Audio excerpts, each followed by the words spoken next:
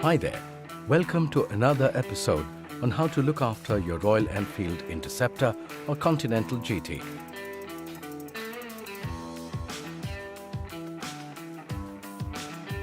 It's useful to know how to remove the wheels from your motorcycle in case a tire gets punctured.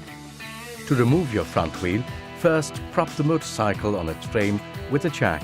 If a jack isn't available, get somebody to press down on the rear wheel. Remove the fork pinch bolt in the right fork leg.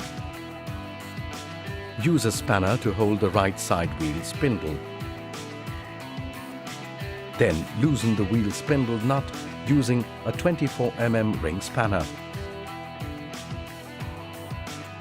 Remove the washer and wheel spindle from the front wheel. Gently slide the front wheel out. Place a cardboard sheet in between the brake pads. To reassemble the wheel, follow the reverse procedure. And that's it. You have just taken a step towards keeping your Royal Enfield twin in good shape.